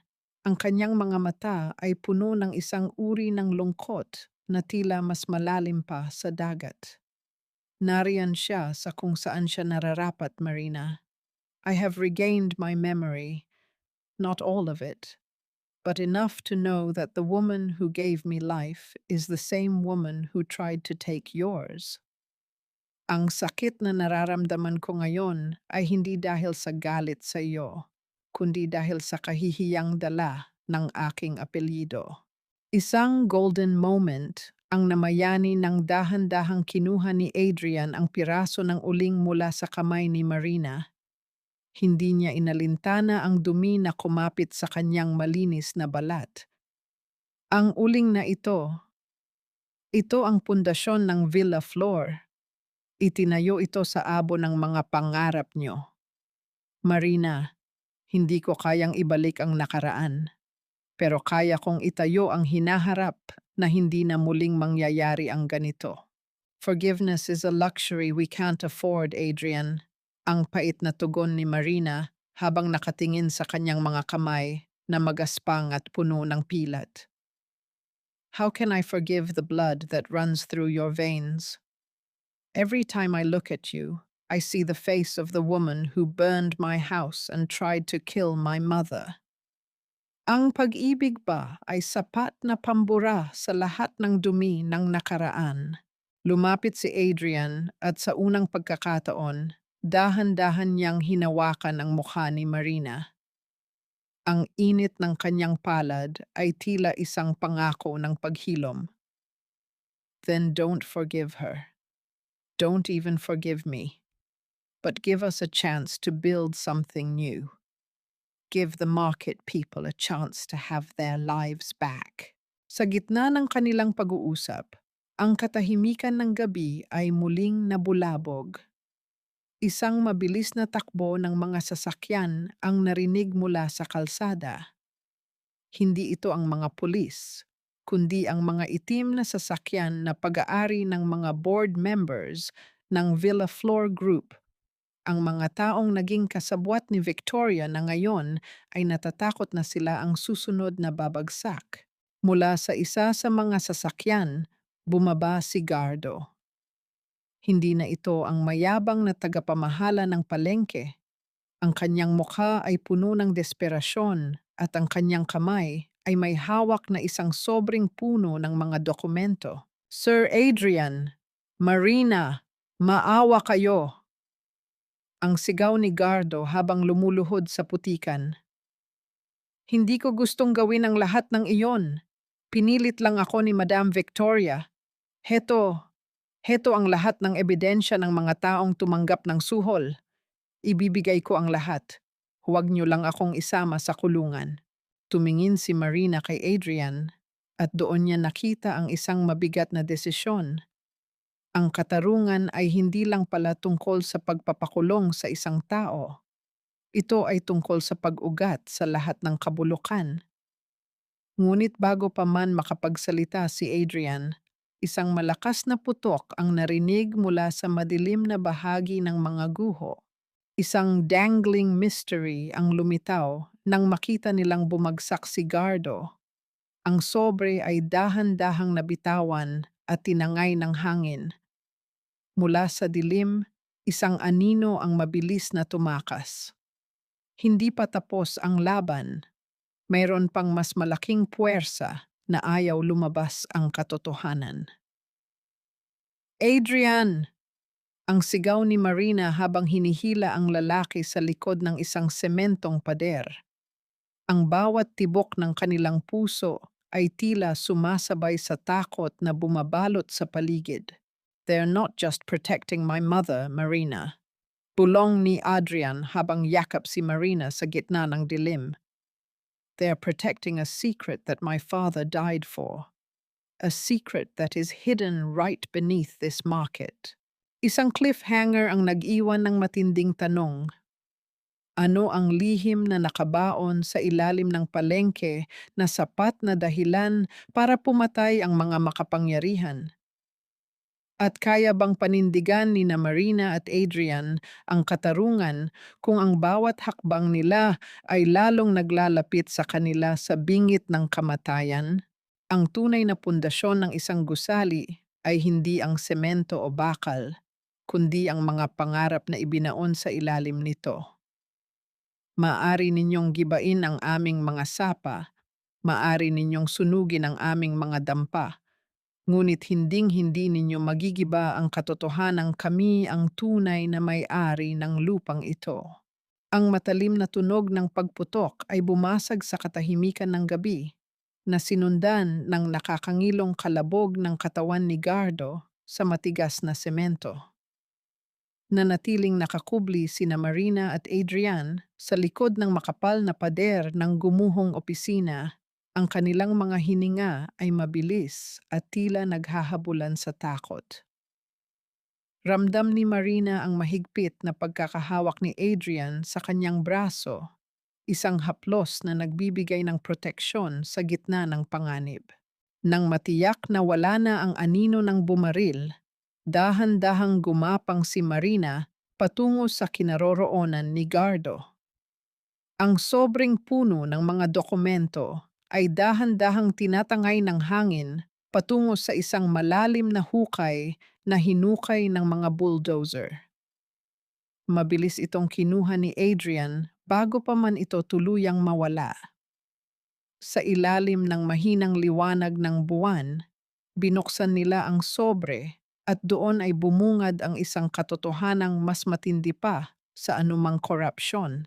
Ito ang dahilan, bulong ni Adrian, ang kanyang boses ay puno ng panginginig. Ang lupang ito, hindi ito pag-aari ng Villa Flor Group. Ang original na land title ay nakapangalan sa kooperatiba ng mga tindero na itinatag ng tatay ko at ng tatay mo, Marina. Ibinasura ito ni Mama at ng Board of Directors para sa kanilang pansariling interests. Napatitig si Marina sa dokumento. Ang mga pirma ng kanilang mga ama ay malinaw na nakasulat, isang ugnayan na matagal nang ibinaon sa limot ng kasakiman. Ang lihim sa ilalim ng palengke ay hindi lamang ginto o kayamanan, kundi ang karapatan ng mga maliliit na tao na matagal nang ninakaw sa kanila. Sa kabila ng banta sa kanilang buhay, hindi umurong sina Marina at Adrian. Gamit ang mga dokumentong iyon, sinimulan nila ang isang bagong uri ng laban. Hindi na ito laban ng kutsilyo o bulldozer, kundi laban sa loob ng korte at sa harap ng sambayanan. Sa loob ng ilang linggo, ang palengke ay naging sentro ng atensyon. Ang mga tinderong dating nakayuko ay dahan-dahang tumindig, bitbit ang bandila ng katarungan. Isang golden moment ang namayani nang muling makabalik si Aling Rosa sa site ng palengke. Kahit nakaupo sa isang wheelchair, ang kanyang mga mata ay nagniningning habang pinapanood si Adrian na tumutulong sa pagbubuhat ng mga bagong tabla para sa itatayong pansamantalang sapa. Dahan-dahang lumapit si Adrian sa matanda at nagmano, isang kilos ng malalim na respeto na nagpapaiyak sa mga nakakakita. Doon ay napatunayan ni Adrian na hindi siya isang Villa Flor sa pangalan, kundi isang anak ng palengke sa puso. Marina, look, wika ni Adrian habang itinuturo ang unang posteng itinayo sa gitna ng guho. Dito itatayo ang bagong kooperatiba. Hindi na ito Villa Flor Market. Tatawagin natin itong De La Cruz at Villa Flor Community Center. Isang lugar kung saan ang lahat ay pantay-pantay. Naramdaman ni Marina ang dahan-dahang pagtunaw ng yelo sa kanyang puso. Ang pag-ibig na akala niya ay nabulok na ay muling sumisibol, tila isang halamang tumutubo sa gitna ng mga bitak ng semento. Ngunit sa gitna ng kanilang katuwaan, isang dangling mystery ang nanatili.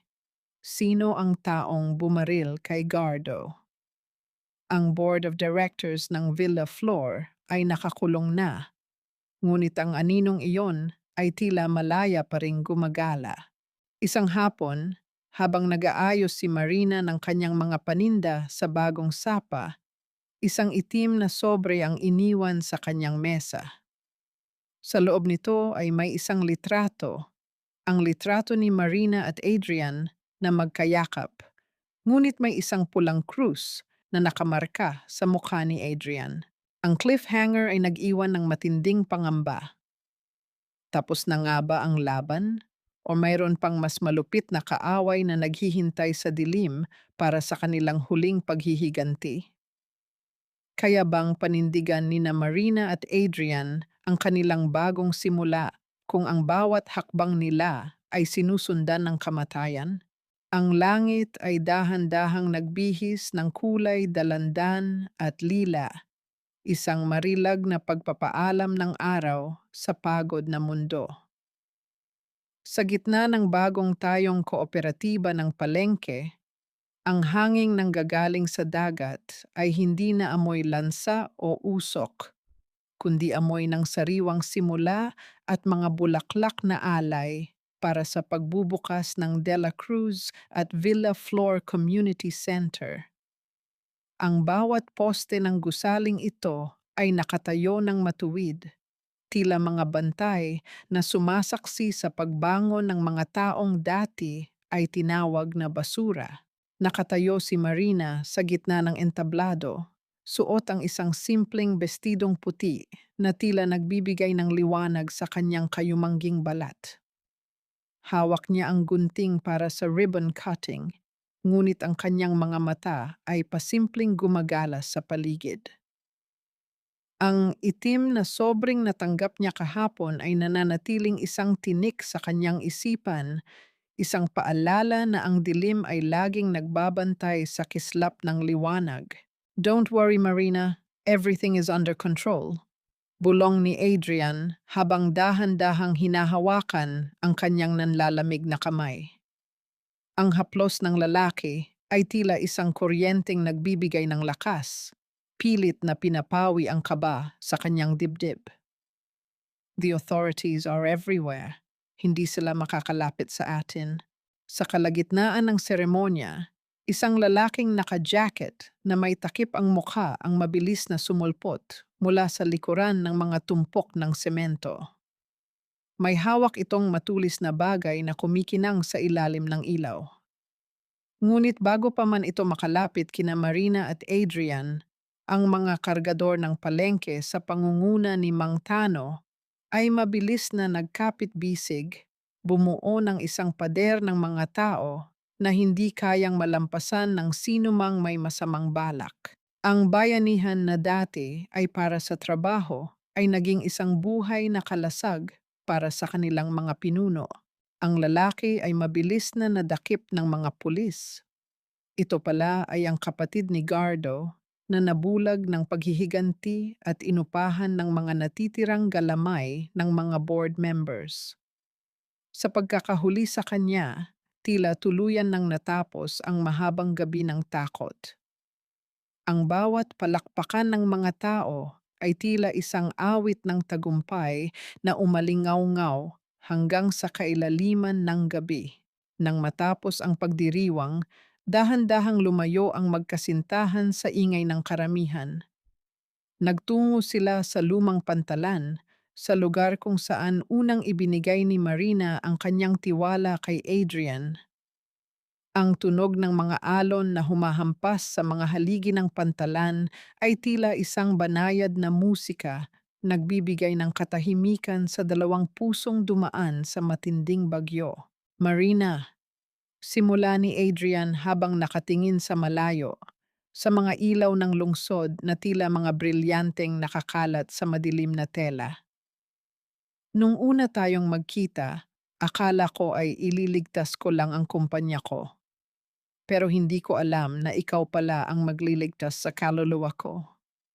You taught me that the most expensive thing in the world is not gold, but the dignity of a person who works hard for her family. Humarap si Marina sa kanya. Ang kanyang mga mata ay nagniningning sa ilalim ng liwanag ng buwan.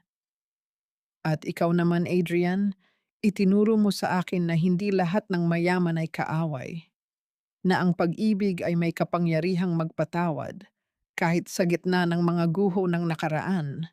You chose to bleed for us, and that is more than enough. Dahan-dahang lumapit si Adrian. Sa gitna ng katahimikan ng gabi, kinuha niya ang isang maliit na kahon mula sa kanyang bulsa.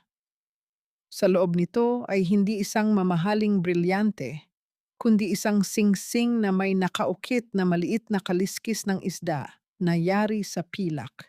Isang simbolo ng kanilang pinagmulan at ng kanilang laban. Hindi ko maipapangako ang isang buhay na walang problema, Marina. Pero ipinapangako ko na sa bawat pagsubok na darating, ako ang magiging pader mo. I will be your home, just as you became mine. Wika ni Adrian, ang kanyang boses ay puno ng pagsusumamo at wagas na pag-ibig. Will you build this new world with me, not as a CEO and a vendor, but as two souls who found their way home? Isang golden moment ang namayani nang dahan-dahang isinuot ni Adrian ang singsing sa daliri ni Marina. Ang bawat haplos ng kanyang balat sa balat ng dalaga ay puno ng kilig na tila nagpapatigil sa pag-ikot ng mundo. Walang salitang lumabas sa bibig ni Marina, kundi isang matamis na pagtango habang ang kanyang mga luha ng kaligayahan ay dahan-dahang pumatak sa mga kamay ni Adrian. Dahan-dahang isinandal ni Marina ang kanyang ulo sa balikat ni Adrian. Ang kanilang mga katawan ay magkayakap sa ilalim ng bituin, tila dalawang piraso ng isang puzzle na sa wakas ay nabuo na. Ang amoy ng dagat, ang haplos ng hangin, at ang init ng bawat isa ay tila isang selyo ng kanilang walang hanggang pangako. Ang palengke ay muling mabubuhay. Ang mga pangarap ay muling mamumukadkad. At sa dulo ng kanilang sariling pelikula, hindi na kailangan ng mga mararangyang eksena. Dahil sa piling ng isa't isa, natagpuan nila ang pinakamagandang wakas, ang kapayapaan sa puso at ang katarungang matagal nang ipinagkait ng tadhana. 3 taon ang mabilis na lumipas, gaya ng agos ng tubig sa pantalan na humuhugas sa mga dumi ng nakaraan upang bigyang daan ang kalinisan ng bagong umaga. Ang De La Cruz at Villa Flor Community Center ay hindi lamang naging isang gusaling yari sa semento at bakal. Ito ay naging pintig ng puso ng buong komunidad. Ang bawat sigaw ng mga tindero ay hindi natunog ng desperasyon, kundi isang masayang koro ng mga taong may sapat na pagkain sa mesa at dangal sa kanilang mga pangalan. Nakatayo si Marina sa balkonahe ng kanilang maliit ngunit maayos na bahay sa itaas ng kooperatiba. Pinapanood niya ang kanyang anak na si Laya, isang makulit na batang babae na may mga matang kasingkislap ng kay Adrian at katapangang hiram sa kanyang ina. Kasalukuyang karga ng batang si Laya ang isang maliit na basket ng mga sariwang bulaklak habang tinutulungan siya ni Aling Rosa na maglakad sa malinis na pasilyo. Ang ubo ni Aling Rosa ay matagal nang nawala, pinalitan ng mga halakhak na tila musika sa pandinig ni Marina. Dahan-dahang naramdaman ni Marina ang dalawang braso na yumakap sa kanyang baywang mula sa likuran. Ang init ng katawan ni Adrian at ang bango ng kanyang balat ay nananatiling kanyang kanlungan sa bawat araw.